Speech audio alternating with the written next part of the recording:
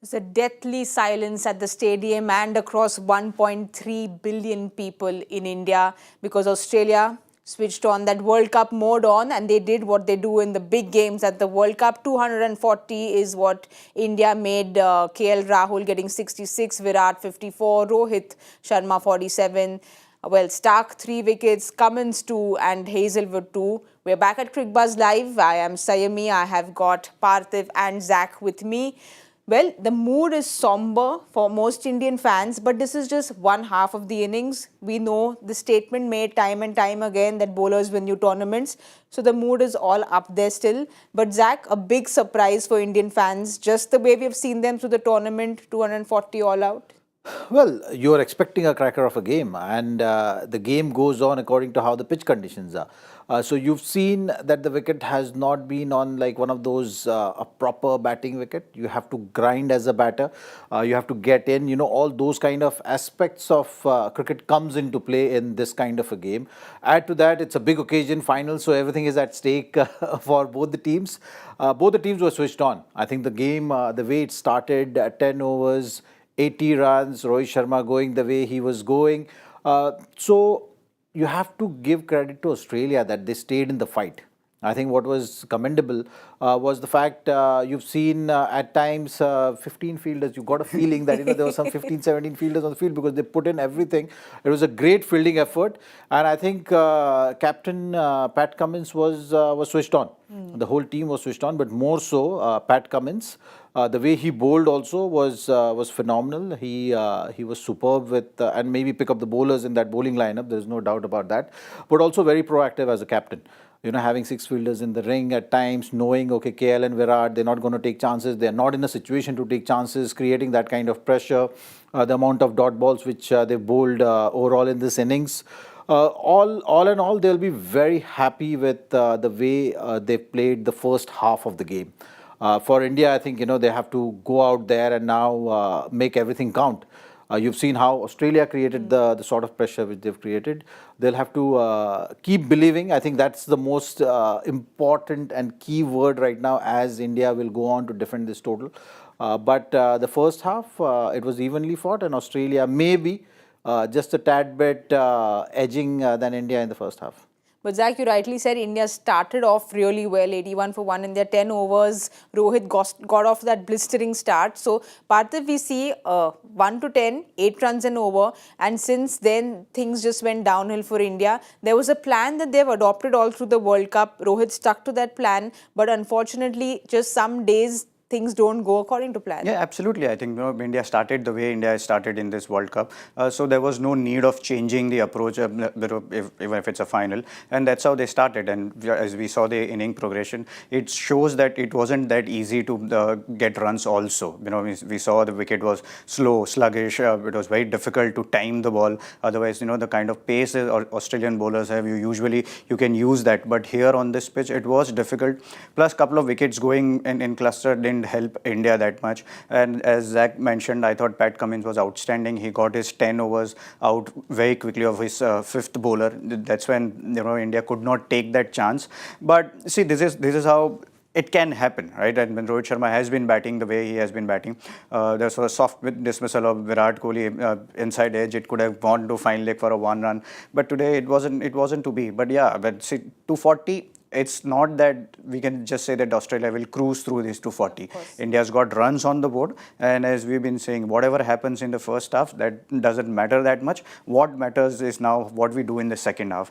And see, obviously, when you look at the strike rate of the players, KL Rahul or Virat Kohli or someone like Surya Kumar Yadav, it just shows these guys are natural grinder of the ball, natural stroke player of the ball, but they were also finding it difficult to play those shots. So it shows that it wasn't the easiest wicket to bat on.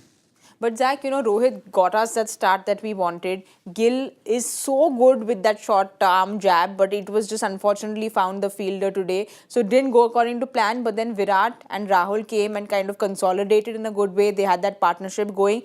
Just a really unfortunate dismissal and probably a wrong time for Virat to get out because he just wanted to get things going. Yeah, this wicket was a crucial juncture in that innings. There's no doubt about that. Now, these are the moments when whichever team wins these moments, they slightly get that upper hand. So after scoring 67 runs in 109 deliveries, you knew that both the batters out there were now going to change the gear. So it was that crucial moment of that innings. It went in Australia's favour. Virat Kohli getting out there worked well for Australia. It put extra pressure on Indian batting lineup that at that stage, because again, this is the kind of pitch where the new batter going in, he will have to take time. So Jadeja coming in at that stage or just building that partnership again, that was that tad bit of advantage for Australia to again put pressure back onto the Indian side. That's the way game goes. I think this moment is going to be the moment of the innings for sure, and maybe difference of 30, 40 runs in the innings, which we've seen 240 as opposed to 270. We've been talking about that 270 as a number purely based on conditions, how the pitch is playing, what kind of circumstances were out there. It's not a pitch where you can just go and start hitting the ball from word go. So the set batters need to take more responsibility. And after that kind of a start, you had that cushion. So Virat and KL did a phenomenal job of just consolidating that innings. But this partnership, maybe 40 runs add in this partnership, and things would have been completely different. Parthiv, tactically, do you think, Virat and Rahul could have done anything differently? Maybe attacked a little more, or it was just a pitch where it was not possible to attack? No, it wasn't possible to attack. I think they had to consolidate. We've reached 240 because of that partnership also. In trying to take a chance there, if we had lost one more wicket, we were looking at something under 200. So now with that partnership, there is something to bowl at 240. It's not a bad score on this pitch, but yeah, so this is how KL also have been playing, and Virat is also playing the way they have been playing. So so you have to understand that India is playing only 7 batters. So after a 6th wicket goes, then there is Shami, Bumrah, Kuldeep, and Siraj. So that also plays in batters' mind that if we lose a wicket here, then we don't have that batting depth, which was always going to happen because India is playing with 5 pure bowlers. Because of that, we are also in this kind of a situation where we won 10 out of 10 games. So I think that could be one of the reasons why they did not take those chances there. But Zach, you were talking about how it was difficult for a new batter to come in. But even when Virat and Rahul was set, it wasn't like it was coming on easily at all. So it was not easy for even set batters to play. Absolutely, and I think that's one thing which is going for India at this stage. Yes. As we are taking this break, half an hour, what should be the discussions in that dressing room is that all the batters must have communicated with the bowlers that it's not easy for anyone. Like, you are not set on this kind of a pitch. Now, where you have to give credit to Australia is that their understanding of options to use on this pitch was very good. If you look at all the bowlers, they've not gone to bowling death overs at all. Correct. Like, you see bowlers bowling those Yorkers, consistently looking to do that, consistently looking to be on defensive. They were not on defensive. They were looking to bowl those slower ones into the pitch, mixing it with faster deliveries, and that is something which was the highlight of Pat Cummins's whole 10-over spell which he's bowled today, using those options very well, using the fielders in the right position. You've seen with Rohit also. In the beginning, they had that really towards the cover, in between cover and deep point kind of a field position, which is not a usual field position. So they had done their homework, they stuck to their plan. The conditions also were kind of making it difficult for the batters. So you have to give that much discount in terms of when you're seeing whether the batters were taking the chances or not taking the chances, the approach, all those kind of factors. All in all, I think this is a kind of a game where new ball is going to be very crucial. For both the teams, for batting teams especially, they have to go out there and bat with a positive intent, which we've seen. As the game is going to go on to say 12 overs, 15 overs, then it's going to tilt more towards the spinners and the slower ones and the variations. All those kind of aspects will come into play. That's why in the second innings, dew is going to be a very big factor. I'll be closely watching that, because if the pitch stays the same, then it's a even game for sure. How big a factor dew is going to play is going to matter quite a lot in this run defense which you will be seeing. We'll get to that due factor because I have a whole lot of questions on that. But before we get to that, you spoke about Pat Cummins and how he so intelligently rotated his bowlers. If I'm not wrong, from the 16th to 26th over, he almost rotated 8 bowlers.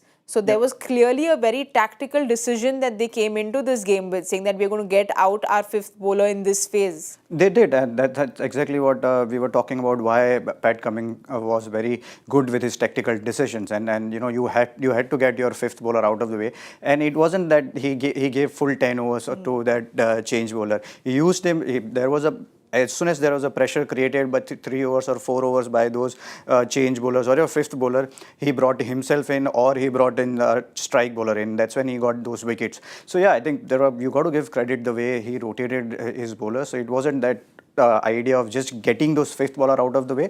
It was about thinking wickets also. It was their idea to bowl 3-4 good overs and then get an attacking bowler. And that's when Virat got out. That's when Jadeja got out. So I think you got to give credit to Pat Cummins, where he used his conditions really well. Ball was reversing, and every time there was an opportunity, he brought in the main bowler in. But there was Pat Cummins, the captain, and today Pat Cummins, the bowler, Zach, was very impressive. He got that priced wicket of Virat and of Shreyas. What was he doing a little differently on this pitch? Were they just kind of hitting it hard into the deck? Is that what he was doing? Yeah, that was a good option on this pitch. If you look at the slowness of the pitch, you look at what Cummins' success has been with that awkward angle which he creates and bowl those off-cutters, which usually he uses in different lengths. I think that's something which was flowing nicely for him.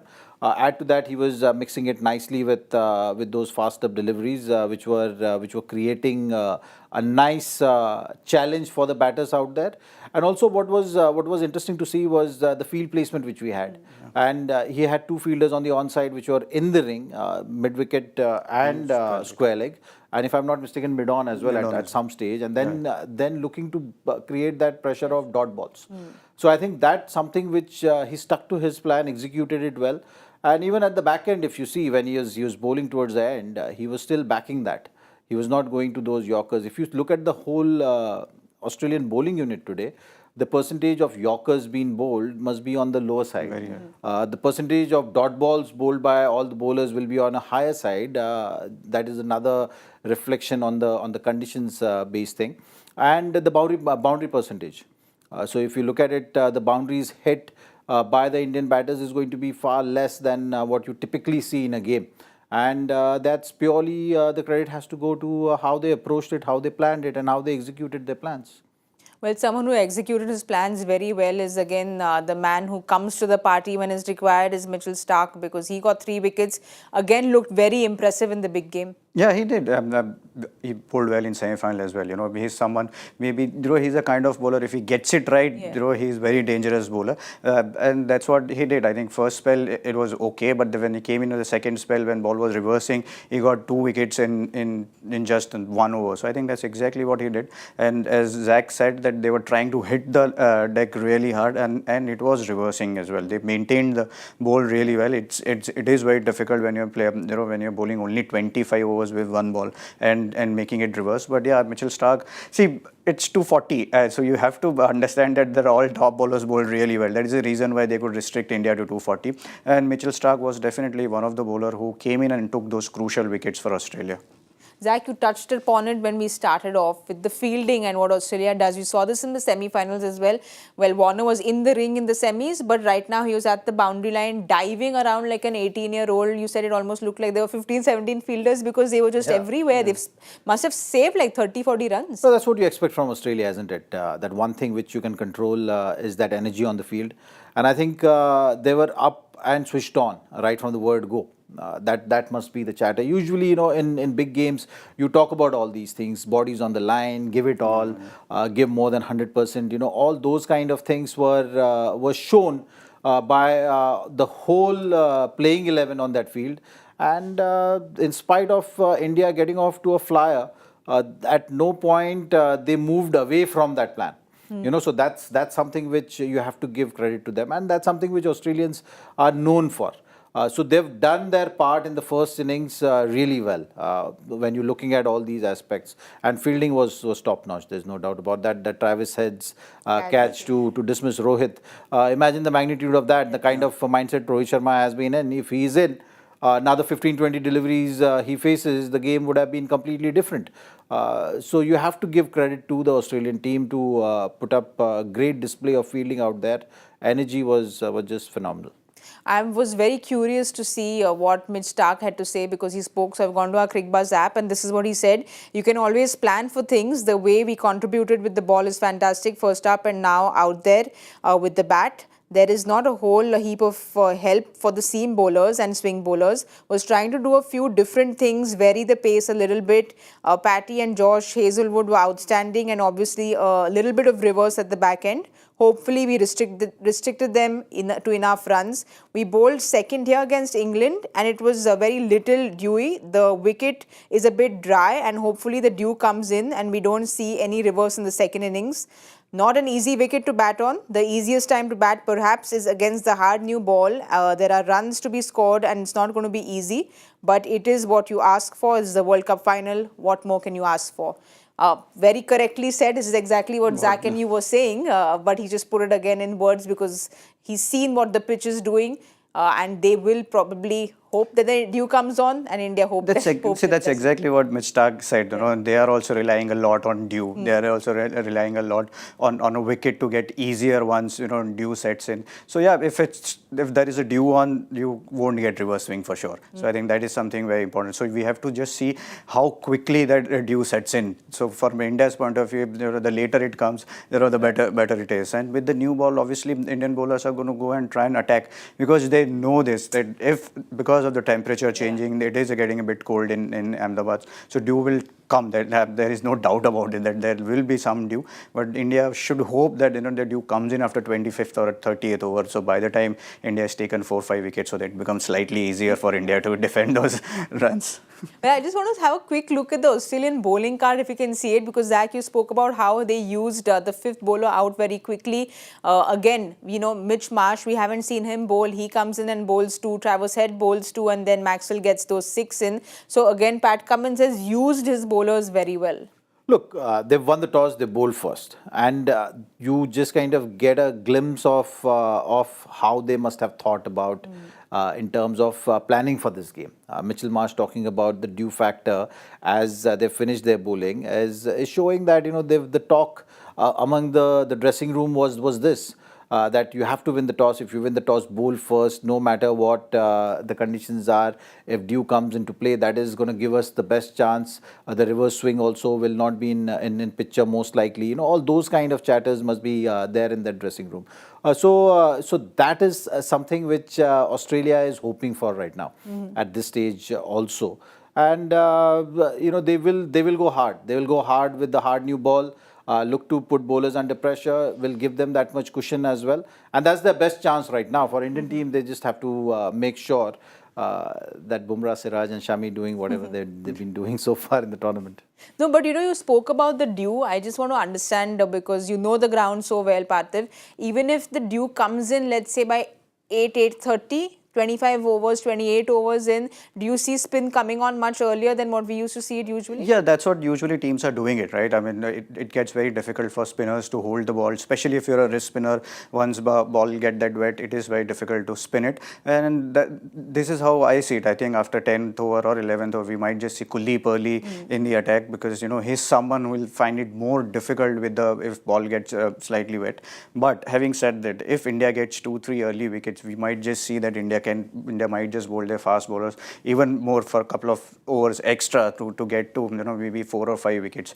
But yeah, if Australia starts with the flyer, we might just see spinners in power play as well. But Rahul Dravid spoken about this and he said that both Kuldeep and Jadeja have been extremely impressive. They managed to restrict runs in those middle overs in spite of a wet ball. So I don't know how they've managed it, but he spoke about how they've really managed to even bowl well with the wet ball. Yeah, I mean, see, like I always sound like a broken record every time I say this, but but that's the fact. Yeah. You in first 10 overs, take 2 wickets. Today's game also, you look at it, how Australia operated. They got 2 wickets in the first 80. Yes, Indian team had scored 80 runs, but what mattered was those 2 wickets, because one more wicket and the game changes. And then you add one more wicket to that and game changes. That's what happened today. So for Indian team also, or for Kuldeep and Ravindra Jadeja also, what is going to be most important thing is that platform which is set by the seamers. If seamers set you that platform of taking 2 wickets, if they take higher than that, it's just going to be even more advantageous situation for you to go out there and bowl.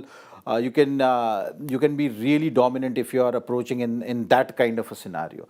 If you don't do that, the game changes. So I think from Kuldeep and Jadeja's point of view, as a bowling unit, the seamers have been doing the job. Yes. They've been ticking that box nicely, and the platform was utilized very greatly by both the spinners.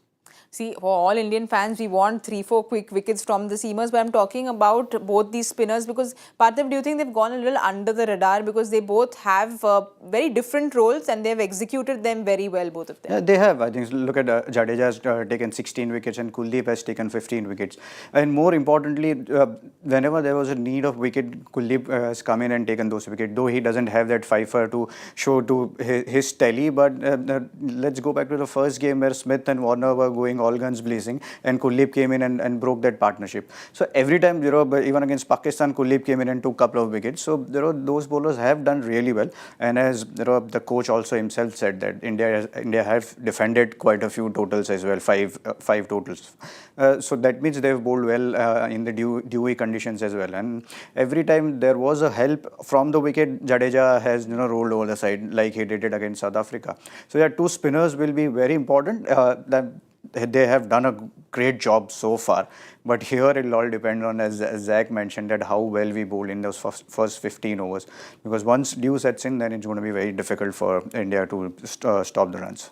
Well, again, I'm sounding like a broken tape recorder, but I just feel that Australia's middle order has struggled against spin a little bit. So if we do get those 1-2 early wickets with the seamers, then most hopeful Indian fans will hope that the spinners get the middle order out, because both Steve Smith, Labuschagne have kind of struggled against spin.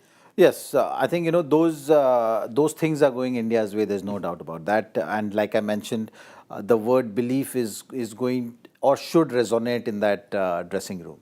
You've seen situations which were tough situations, but as a team, they've been able to put up a show. People have been taking responsibilities. They've been able to create that kind of energy, and that's what they need to go out there and create. You've seen Australian team when they were playing against South Africa, 213 they were chasing in the semis, and it was not an easy chase. So you have to create that kind of a scenario. In that chase also, if you remember, with the hard new ball, they looked to be aggressive, attacking. They managed to score those early runs. After that, they slowed down, but there was enough pressure on their batters. There was enough doubt in that dressing room. So for Indian team right now, it's a big occasion, of course, so the pressure is going to be on both the teams. It's just about creating that scenario and situation for the Australian team where the batters will feel the pressure, because this is not an easy pitch to bat on there. It's been out there, evident. Mitchell Marsh verified it for all of us that it's not going to be an easy pitch. They recognize that fact. So it's just about creating that scenario and situation. You spoke about the South Africa game, and there was someone who gave South Africa a headache, was Travis Head, because he got that 62, and he's someone that Australia has always pushed and backed. He broke his thumb, but they still backed him, kept him in the 15, and we hope that he goes early, but he's someone who can come really hard on the bowlers. Yeah, I think that is the reason why Australia have shown lot of trust in Travis Head. It's not easy to go into World Cup and know that a player will not be fit for 4 or 5 games, but you still keep him in your squad. That means that you have a lot of trust in Travis Head, and rightly so. He came in and scored 100 against New Zealand. He scored a brilliant 68 on that difficult pitch, and in a semi-final game, came in and took those crucial 2 wickets when Klaasen and Marco Jansen. So yeah, I think Travis Head is going to be a big wicket. Having said that, Travis Head and David Warner both. So you have to realize that Australia has relied a lot on individual brilliance. And if you look at 201, or if you look at Mitchell Sharma's 177 or David Warner when he scored 150 plus against Pakistan.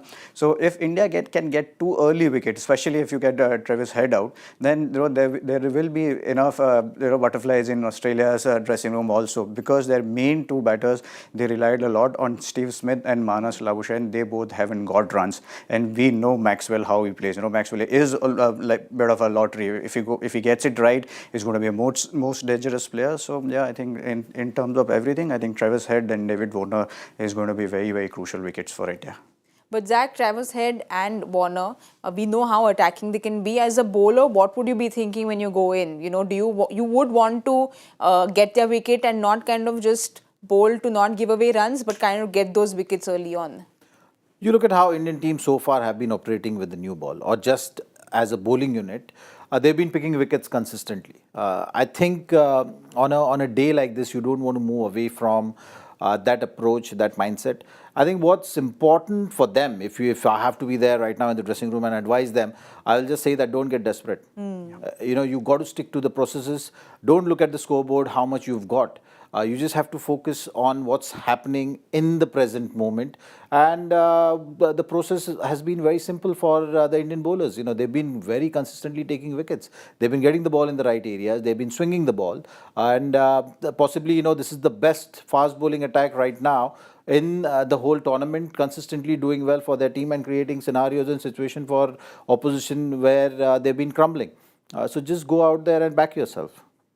But would you expect to maybe get Shami in a little earlier? I know we should be sticking to the plan. That's being desperate. That's being desperate. That's just being desperate. I think you should just stick to the process. What Rohit Sharma have been very good is that having the feel of the game. He's been going with the game, not really having preset notions. Like you've seen in one of the games, I think against England, if I'm remembering it clearly, Shami, he held back. Yes. He got Ravindra Jadeja ahead of him. It was a purely situation-based and condition-based call. And Shami has been taking 5 wickets through and through in this tournament. But he's not thinking about that. When he is there in the game, he's just thinking about how the game is unfolding. What is my best scenario right now to utilize or create pressure? And so far, we've seen that he's been continuing with Bumrah and Siraj as new ball. But after that, he's seeing how the pitch is behaving, what is the situation of the game. I think Rohit Sharma will stick to the similar kind of approach even today. But you also know Rahul Dravid very closely. What do you think the talk is going to be right now in the atmosphere? Is it going to, in the dressing room, is it going to be the same atmosphere which is just any other game?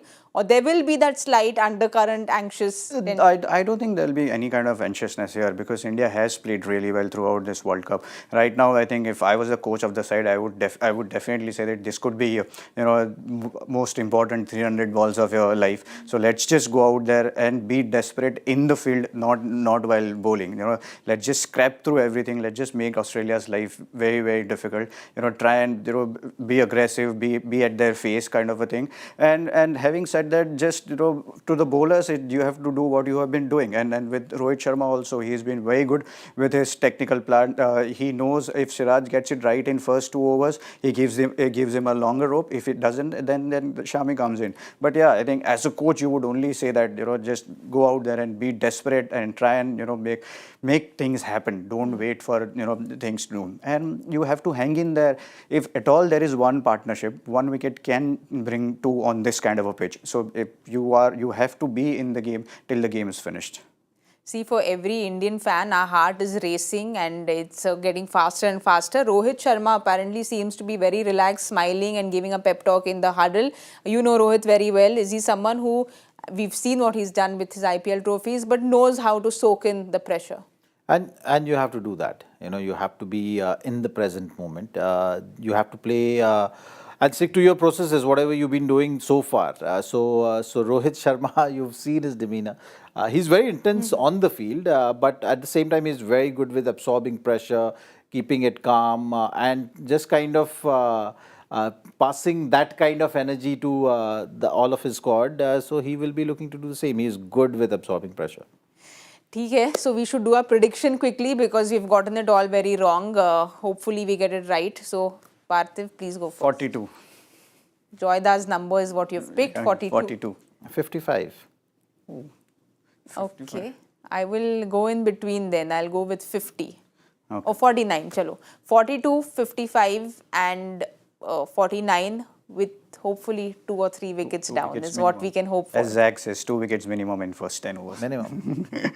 Minimum 2 wickets is what we want, but I just want to reassure everyone is we know how to defend targets. This World Cup we have defended 229, the 183 which we have defended, so we know how to defend low targets. There is Hardik Pandya in the stands. He has a tattoo which says believe, as Zach has been saying, just believe and things will be fine. We have a surprise for you all in the com box at the 15th over point, so please join us and we will see you there.